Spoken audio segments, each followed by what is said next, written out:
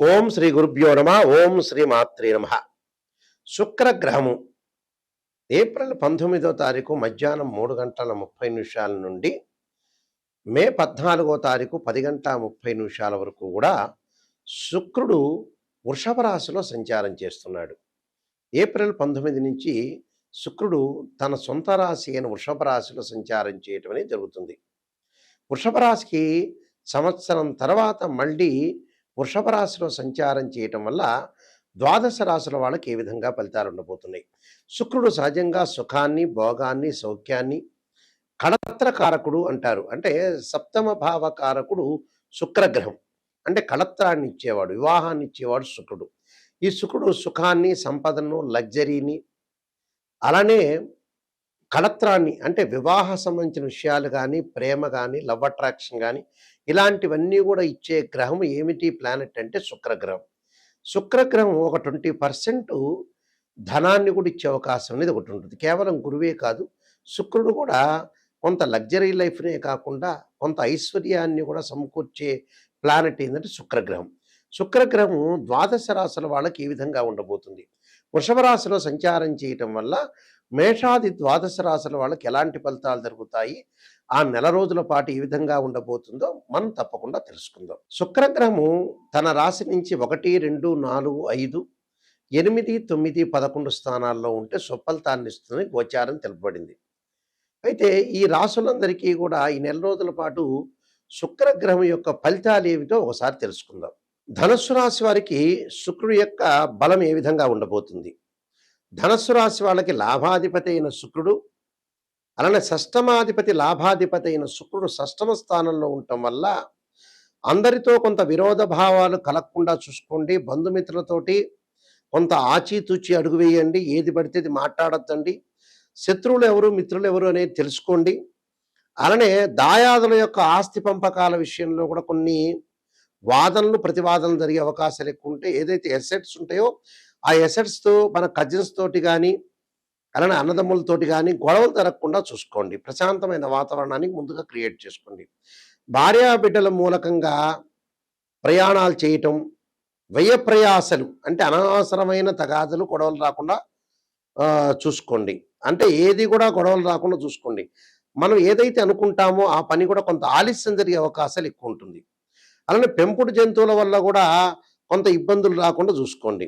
అనవసరంగా ఇప్పుడు ఏది పడితే అది తినద్దండి. కొంత కడుపులో నొప్పులు, అబ్డామిన్ సంబంధించిన ప్రాబ్లమ్స్ రావటం, అనారోగ్యము, ఆందోళన, డబ్బులు ఖర్చు అయ్యే అవకాశాలు బాగా ఎక్కువ ఉంటాయి. కాబట్టి మిత్రులు కూడా ఇక్కడ శత్రులుగా మారిపోయే అవకాశాలు బాగా ఎక్కువ ఉంటాయి. లాభం వస్తున్నట్టు ఉంటుంది, ఫైనాన్షియల్ పరంగా ఎదుగుదల అనేది కనపడుతూ ఉంటుంది. కానీ డబ్బులు ఖర్చు అయ్యే సూచనలు కూడా బాగా ఎక్కువ ఉంటుంది. అలానే వివాహ శుభ కార్యక్రమాలు జరుగుతుంటాయి. శుభ కార్యక్రమ నిర్వహణకు కూడా డబ్బులు ఖర్చు అవుతుంటాయి. విద్యార్థులకు అనుకూలమైన కాలం. విదేశాలకు వెళ్ళే అవకాశాలు మెండుగా ఉంటాయి. అంటే విదేశాలకు వెళ్తుంటారు, దాంతోపాటు కష్టాలు కూడా కలుగుతూ ఉంటాయి. అంటే వీళ్ళకి మిక్సెడ్ రిజల్ట్స్ వచ్చే అవకాశాలు బాగా ఎక్కువగా ఉంటాయి. కాబట్టి జాగ్రత్తగా వ్యవహరించండి. ఎందుకంటే శుక్రగ్రహము శుక్రవారం రోజున కొద్దిగా జాగ్రత్తగా ఉండటం ఒకటి. నేను కొన్ని చెప్పిన పరిహారాలు ఏదైతే ఉంటే ఆ పరిహారాలు మీరు పాటించాలి. వీరైతే శుక్రవారం రోజున బొబ్బర్లు దానం చేయండి. బొబ్బర్లు దానం చేయటం వల్ల కూడా మంచి జరిగే అవకాశాలు ఎక్కువగా ఉంటాయి. శత్రువులు వృద్ధి కాకుండా చూసుకోండి. మిత్రులు శత్రువులుగా మారిపోయే అవకాశాలు ఎక్కువ ఉంటుంది. ఏదైనా సరే కోర్టు సమస్యలు కానీ, పోలీస్ స్టేషన్ సమస్యలు కానీ రాకుండా చూసుకోండి. వాహనాలు కొనుగోలు చేయాలనుకుంటారు, కొనుగోలు చేయలేరు. బంగారు ఆభరణాలు కొనుగోలు చేయాలనుకుంటారు, కొనుగోలు చేయలేరు. కొద్దిగా జాగ్రత్త వ్యవహరించండి. నేను కొన్ని పరిహారాలు చెప్పబోతున్నాను, ఆ పరిహారాలు మీరు పాటించండి. మీకు మంచి జరిగే అవకాశాలు ఖచ్చితంగా ఉంటాయి. శుక్రగ్రహం అనేది ఎవరి జాతకంలో అయినా సరే నీచపడినా,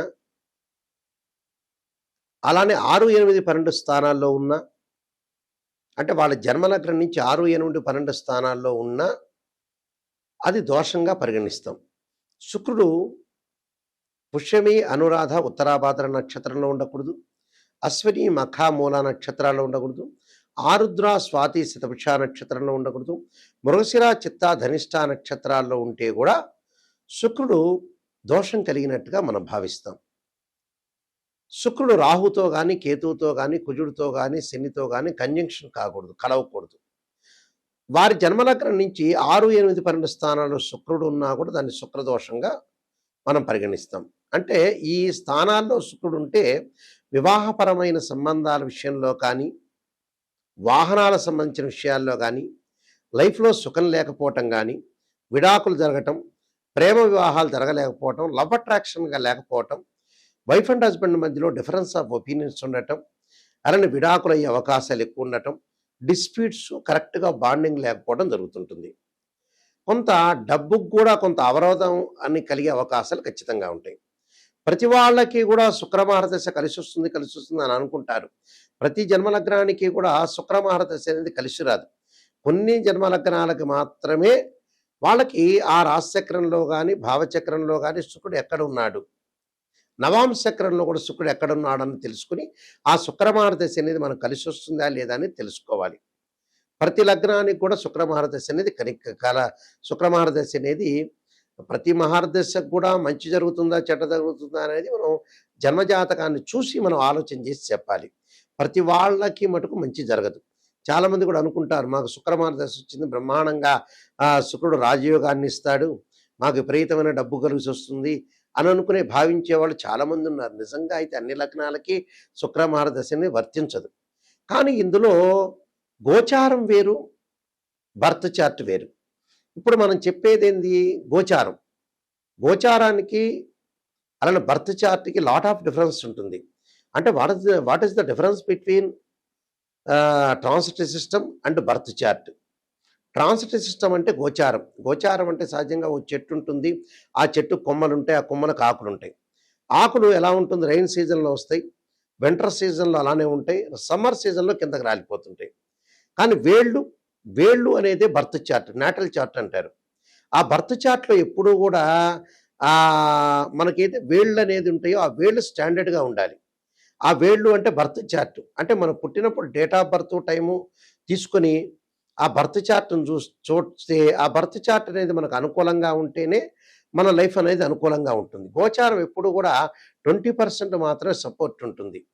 అంటే ఎంత కృషి చేసినా ఆవగింజంత అదృష్టం ఉండాలంటారు. ఆ అదృష్టం మాత్రమే గోచారం.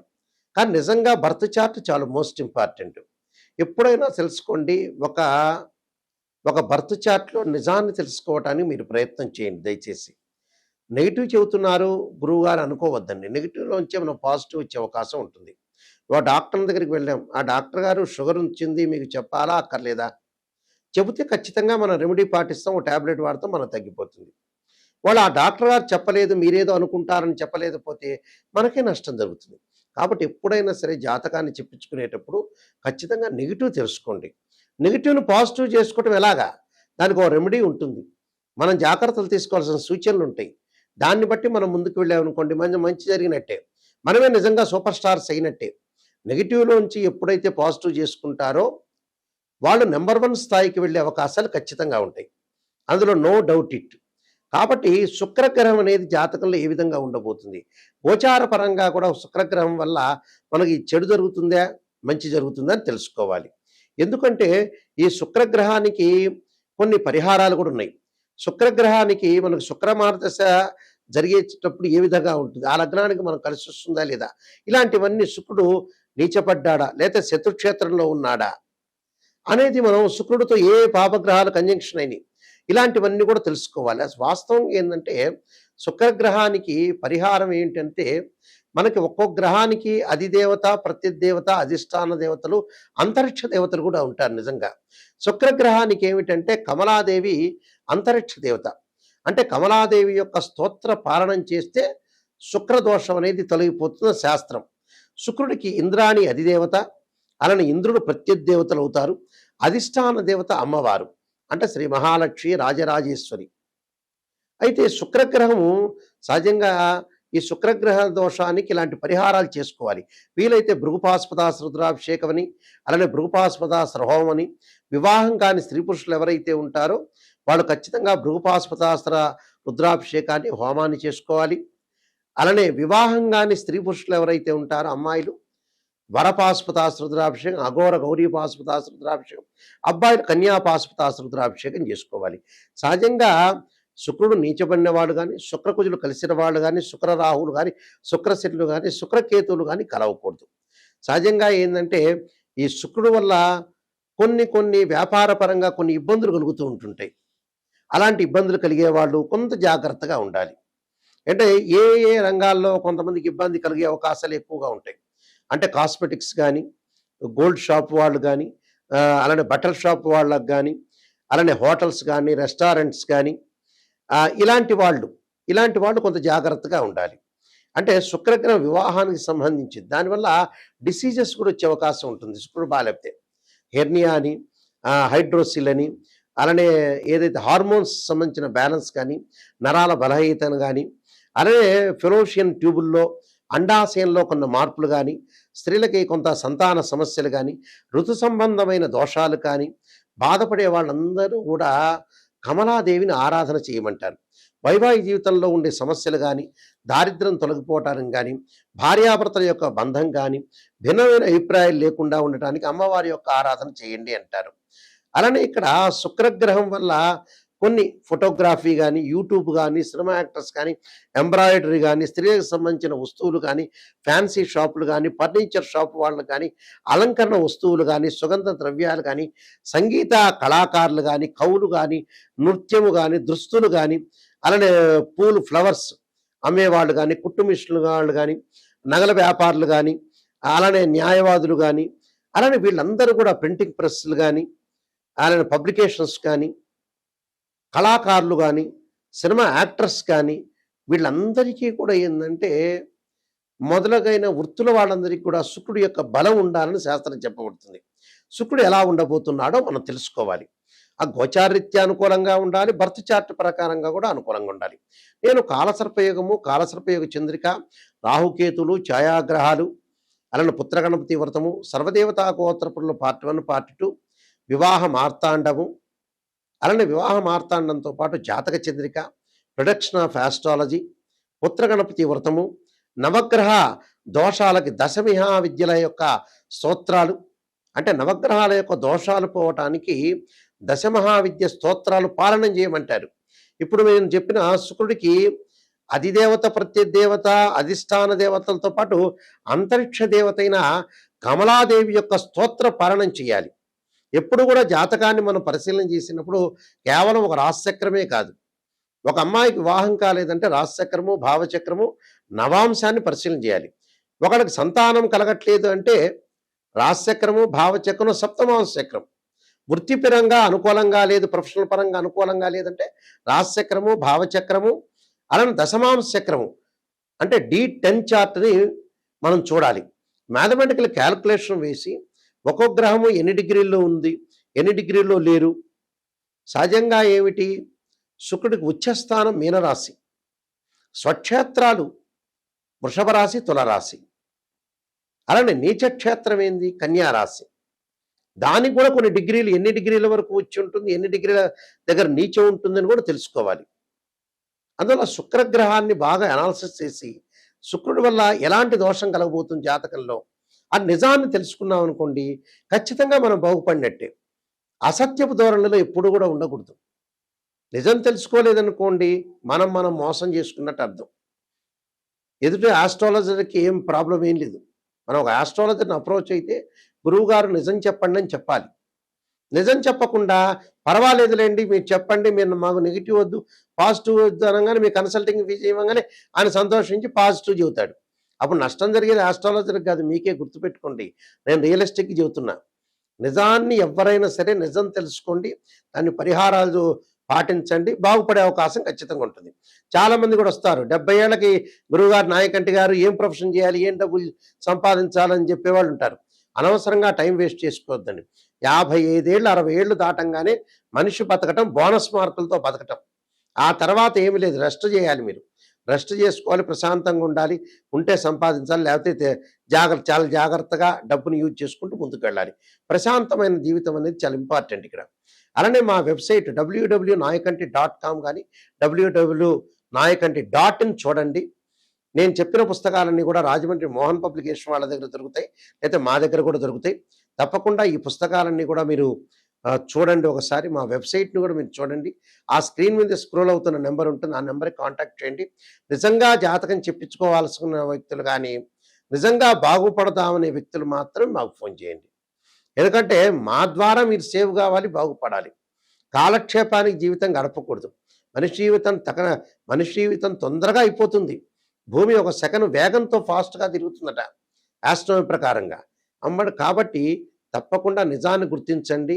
జాతకపరంగా దోషాలు నివారణ చేసుకొని మీరు ముందుకు వెళ్తే చాలా మంచిది. ఎందుకంటే శుక్రగ్రహం వల్ల స్త్రీలకు కూడా చాలా ఎలాంటి ఫలితాలు జరగబోతున్నాయి.